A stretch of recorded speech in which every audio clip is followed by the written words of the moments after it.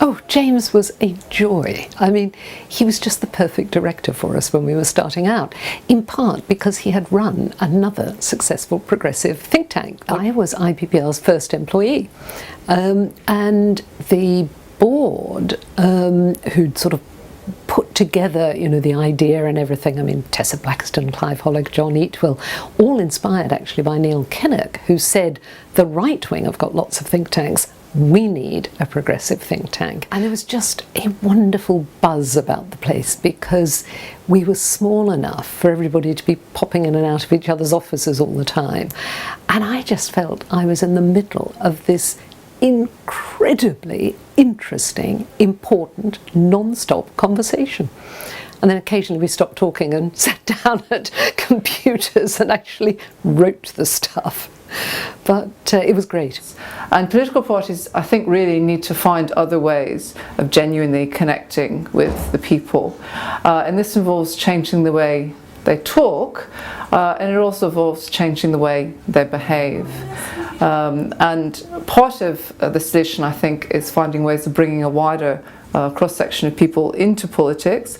Part of the solution involves motivating ordinary people to go into politics through enhanced citizenship education, through efforts to get more people on the electoral register, and through other efforts to get more people not only voting but also engaged with the political process. There needs to be more transparency because we have an electorate that's getting both increasingly disaffected but also increasingly demanding of their politicians. And I think politicians really need to step up to the plate and start thinking very seriously about the way they behave.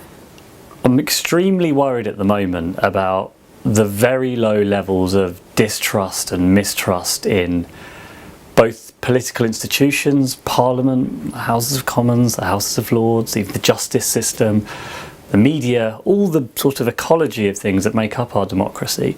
Levels of trust in all of those institutions is fairly low, some cases very low, and falling. I think what social media is helping to do is to break the monopoly that big established parties have over the way we do politics, and that's not necessarily a bad thing.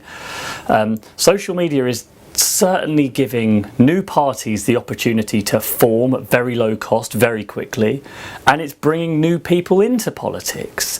The problem is young people, they don't like the way politics is done at the moment. I think many of them still want to be involved in society, want to be involved in improving their world, but they don't see formal politics as it's currently constituted as being the best, the simplest, the most effective way of doing it.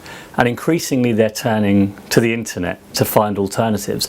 And I think the future will be for the parties who work out how to bring that technology, the internet, together with our ways of doing politics so we can bring more people in.